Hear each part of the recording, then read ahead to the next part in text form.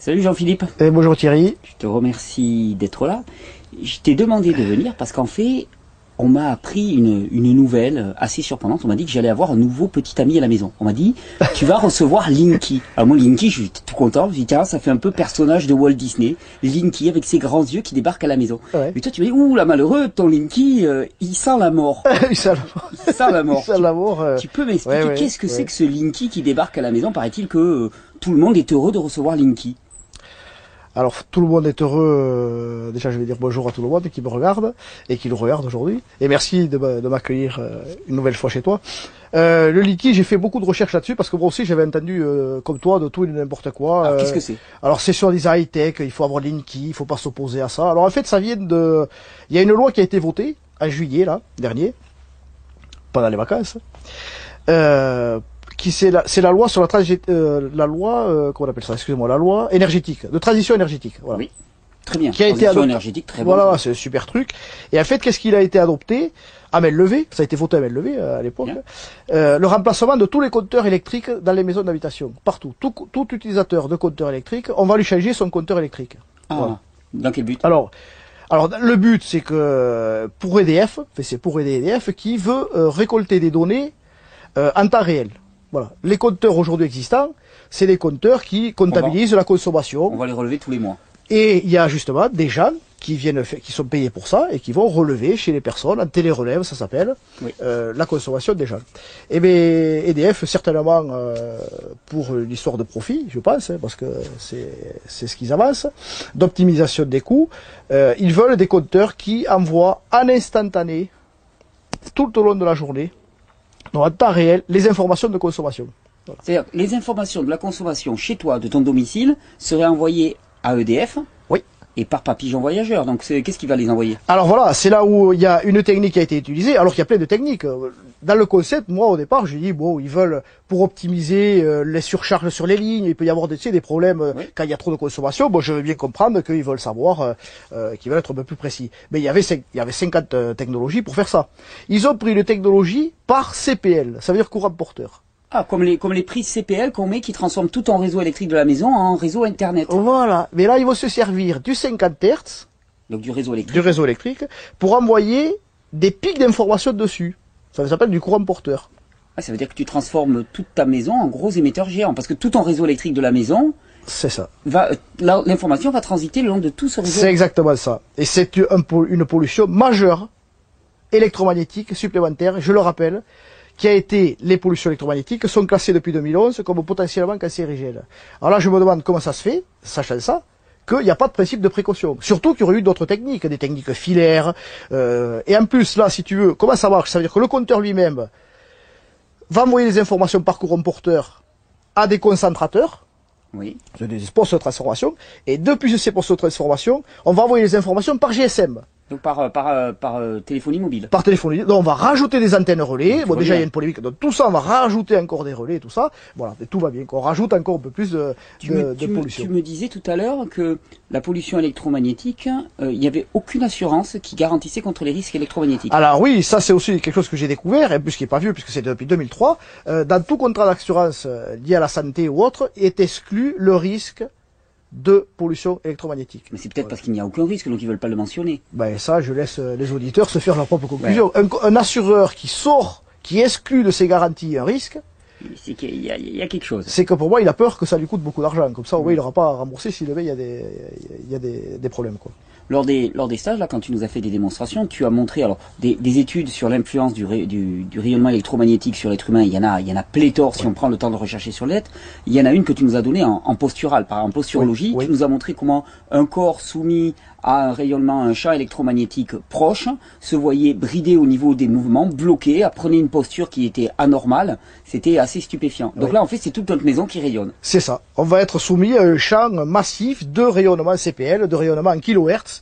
Et on sait que voilà, c'est potentiellement dangereux sur le corps humain. C'est ce que j'explique moi, c'est que tout cet univers dans lequel on vit, on est en interaction avec ces ondes-là. Et il y a certaines fois, eh bien, il vaut mieux s'en protéger, quoi, ou faire valoir le principe de précaution, quoi. Voilà.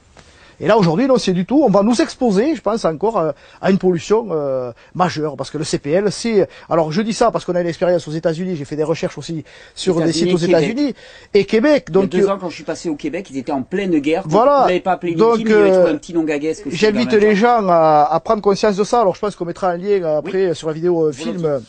Qui explique vraiment le retour qu'ont eu les gens, les Américains et au Canada. Donc je peux parler suite à ces témoignages-là, où vraiment des gens se sont retrouvés malades dès qu'il y a eu l'installation de fait. Mais au-delà de la maladie, ça va bien plus loin que ça. Il y a eu des surcoûts de facturation, parce que ces données qui sont envoyées sont pas cryptées. Et ça, je renvoie à une étude que je pourrais envoyer un lien aussi sur un Allemand qui a réussi, simple hacker, et puis pas un très très grand hacker, une fois que ces données sont parties, à récupérer ces données. D'accord. Donc les données sont piratables. Et puis il faut savoir que comme c'est de la consommation en temps réel, c'est très intrusif.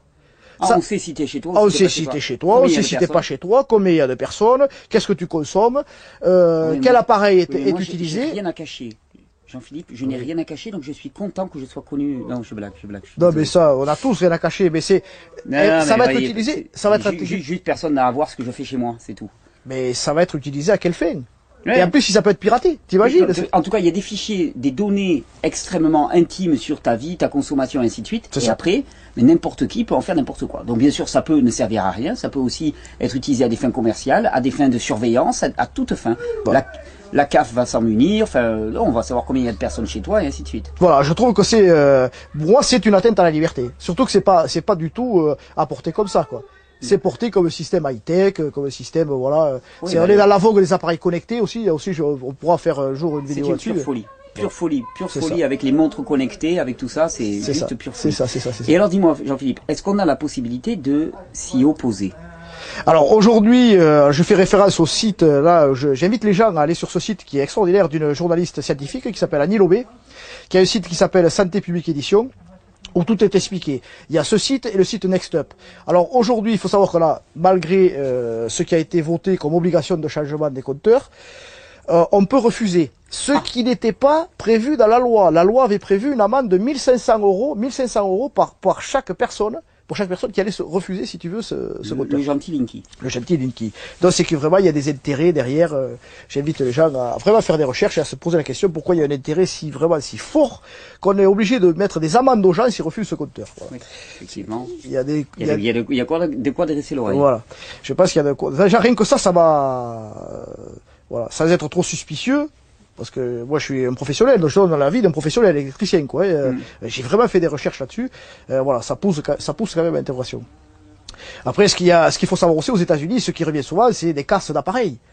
Voilà, comme les appareils ne sont pas faits, si tu veux, pour accepter ce courant porteur parasite qui est dans ta maison, il y a eu des casses de télé, de magnétoscopes, de trucs, d'incendies, beaucoup d'incendies. J'invite les gens vraiment à voir ce film là qu'on va mettre en lien. Oui. Des incendies, voilà, les trucs qui crament. On sait pas pourquoi ça brûle. Voilà.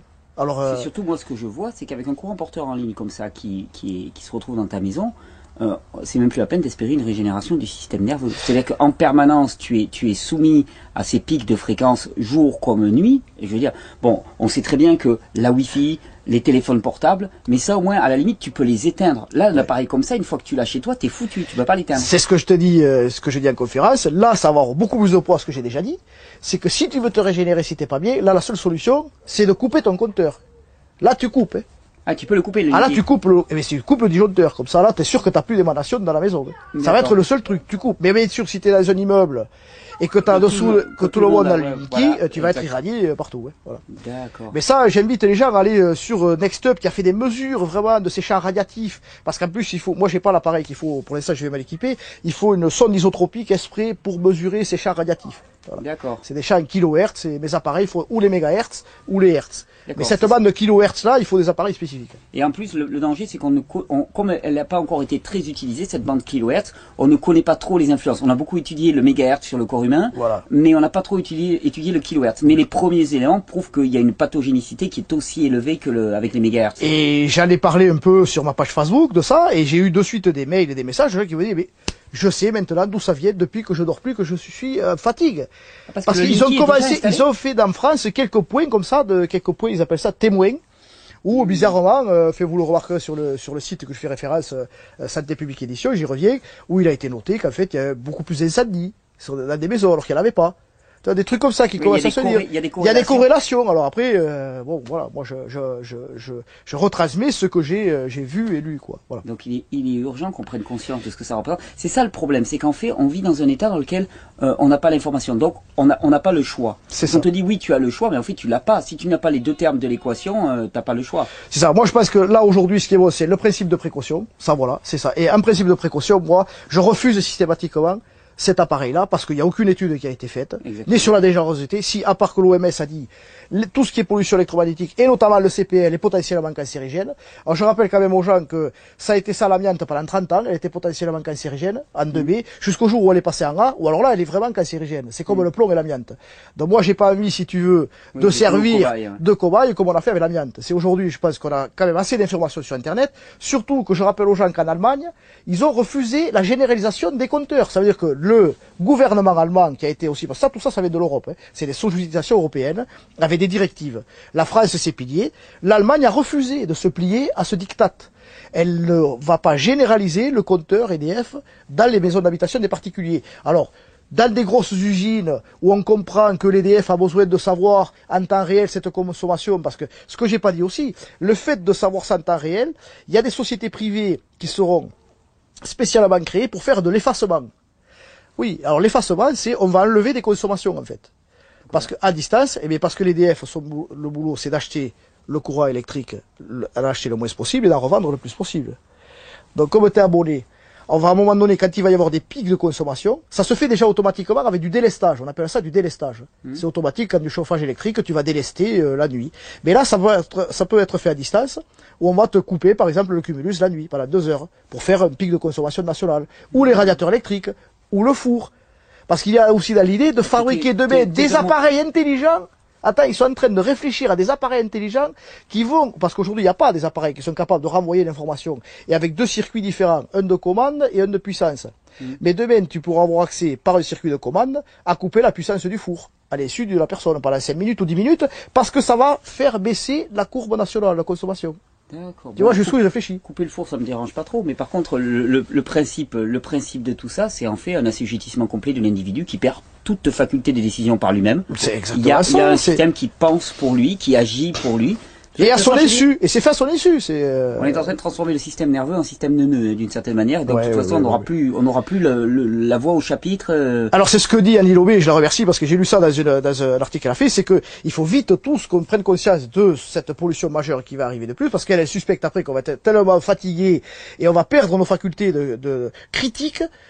Qu'on va arriver dans une société où on sera plus ou moins lobotomisé. Et ces appareils-là contribuent à une fatigue chronique. Et c'est vrai qu'on peut après, plus tu es fatigué, tu le sais, moins tu as de réflexion et moins c'est critique. Exactement, exactement. Mais on pourrait parler aussi de cette folie des appareils connectés. Je me suis rendu compte effectivement qu'il y a de plus en plus de montres connectées. Tu te balades ça au poignet, c'est en permanence. Là aussi ton système nerveux qui est perturbé. Pareil. On pourra faire un jour, si tu veux, des articles là-dessus que je mets sur Facebook ou on va me suivre.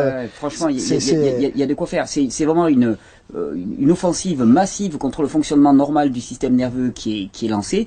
Et moi je pense que consciemment ou inconsciemment, le but ultime c'est quand même de nous transformer en zombies, en survivants à la limite, mais avec un système nerveux complètement épuisé. Effectivement, tu perds tout sens critique, toute énergie, toute créativité, toute puissance et tout enthousiasme. Ça disparaît définitivement. Comme j'en ai déjà expliqué, je pense que l'humain, on est une machine extraordinaire d'adaptation. C'est pour ça qu'on est en haut de l'échelle.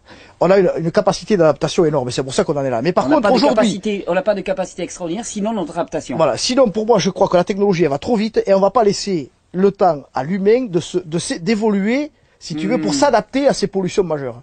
Il y a vraiment pour moi là aujourd'hui ma prise de conscience, une décalage. Ça va trop vite. Tu vois, notre corps ne s'adapte pas à cette pollution là. Il n'a pas le temps de s'adapter à ça. Et puis on le voit de plus en plus avec les jeunes qui naissent actuellement, les faiblesses du système nerveux, les troubles dès la naissance qui sont catastrophiques. Donc pour s'y opposer, il n'y a pas de courrier type, il suffit de... Alors, lettre à recommander, alors s'il y a deux choses. Alors, lettre à recommander à votre fournisseur de courant. Alors, ça peut être EDF ou GRDF ou qu'est-ce qu'il y a? Il y a Direct Énergie, il y a plusieurs fournisseurs aujourd'hui d'électricité. Donc vous envoyez une lettre recommandée pour marquer vraiment votre position au Linky. Et après il y a même sur Facebook, vous pourrez trouver une page Linky, Stop Linky, où un monsieur vraiment montre toutes les démarches qu'il a fait avec un huissier. Alors ça lui a coûté 200 €, mais là c'est acté par l'huissier qui s'oppose vraiment au Linky parce que comme ça, grâce à ça, il pourra demander des dommages et intérêts si ça a été fait à son insu et s'il arrive en plus dans un immeuble qu'il a comment dirais-je, des pollutions induites par ses voisins. Parce que ça peut être fait à notre insu. Ah, ça peut être fait à notre insu. Il y a les gens, moi j'espère pas en France, mais aux États-Unis, je vais revenir sur ce film-là, l'EDF rentre à l'insu déjà. C'est-à-dire qu'il y a vraiment une politique. Ah, vous allez le voir, dans le film qu'on met en lien, ils fracturent les portes, on ne sait pas qu'est-ce qu'il y a derrière ça, ils fracturent les portes pour installer chez les gens. Autant te dire que les intérêts sont colossaux. Et puis moi, quand tu vois qu'on mettait 1500 € par personne qui allait refuser ça, moi je veux bien, ça flaire quand même le truc, ouais. En plus un vote à main levée l'été. Bon, ça fait déjà beaucoup de collectifs se sont montés depuis le début de l'année. Alors j'ai suivi ça sans trop le suivre parce que si tu veux, pour moi le Linky c'est un nouveau compteur. Moi en tant qu'électricien, un compteur électronique, je sais ce que c'est. C'est fait pour relever les relevés, point. Mais là, quand j'ai commencé à... Attends, c'est un relevé qui va travailler tout au long de la journée en temps réel. Et comment c'est communiqué? Comment ça communique déjà? Donc là, si tu veux, j'ai eu un peu le truc, et voilà, donc je te partage mes recherches là. Mais aujourd'hui, si vraiment on veut s'intéresser, vous tapez Yahoo ou Google, l'un des deux, vous avez vraiment toutes les informations qui vont étayer ce que je dis, quoi. Moi qui croyais que j'allais accueillir un nouvel ami à la maison. Alors, nouvel ami, oui, mais... c'est pas un ami qui nous veut du bien. Non, je pense pas que c'est un ami qui nous veut du bien, quoi. Gasp. Alors, tu parles Gasp, je fais merci, parce que je vais faire un lien. Attention, c'est très important là de prendre conscience du Linky, parce qu'ils ont prévu le compteur Gaspard. Gaspard. Ah, c'était pas prévu celle-là. Oui. Gaspard arrive après Linky. Gaspard arrive après Linky, c'est le compteur qui va travailler en CPL pour le gaz. Ah non, mais c'est impressionnant, tu rigoles, mais je te jure que c'est vrai. Vous tapez Gaspard compteur intelligent. C'est la même chose que pour les DF. Il y a des créatifs. Ah, il y a des créatifs. Ouais, c'est Gaspard, incroyable. Gaspard. Et il va y avoir aussi la même chose pour l'eau. Ça pourrait être Gaspacho aussi. Ah ouais. Donc, il va y avoir la même chose aussi pour l'eau. C'est-à-dire que tout ce qui est consommation d'eau. Oscar, Horace. Je sais pas, mais t'imagines un peu comment, tu vas avoir ta consommation d'eau en temps réel. Consommation de gaz en temps réel. Consommation d'électricité en temps réel. Regarde toutes ces données qui vont partir comme ça, non cryptées. Où des hackers peuvent prendre ça. Et des surfacturations. Alors aux États-Unis, ça a été ça. Les incendies, la surfacturation et la casse. Et les gens malades. Tu vois, les quatre trucs, c'est ça. Hein. Surfacturation, des factures d'EDF doublées. Ou pourquoi, on ne sait pas. Il y a même montre des juges qui ont été obligés de condamner les entreprises pour remettre les compteurs qu'il y avait avant. Les gens se retrouvent 7 semaines sans électricité, parce que le fournisseur lui est pas content, donc il fait voir qu'il est pas content, tu passes 7 semaines sans électricité. Enfin, moi, pour éviter ça, je dis aux gens, faites les gens que j'attends, opposez-vous à ça, on n'en a pas besoin, nous. Non, on n'a pas besoin. Et puis effectivement, ce qui est en jeu, c'est à la fois la santé du système nerveux, et puis c'est le fait aussi que, de plus en plus, on n'a plus un seul espace de notre vie dans lequel on est autonome, c'est-à-dire dans lequel on est notre propre décideur. En permanence, il y a quelqu'un qui a le regard sur nous. Le rêve du Big Brother, ça paraît un truisme de parler de ça, mais c'est vraiment le regard surtout. On est nu en permanence, nu, regardé et scruté en permanence. Ouais.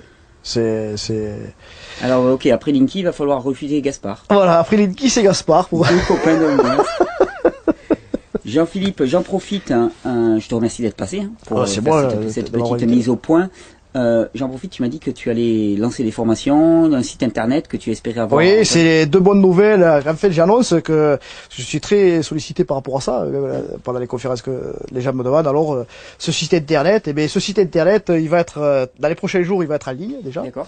Donc, vous allez pouvoir retrouver, vraiment toutes les informations, liées à ce qui me passionne. C'est notre interaction avec ce monde, d'ondes, ce monde, d'informations, quoi, d'ondes électromagnétiques, et savoir comment nous on peut interagir avec ça et s'en protéger surtout. Donc il va y avoir vraiment de l'information de qualité mis là-dessus, avec un blog, fait vraiment des commentaires dessus, en interaction aussi en ligne.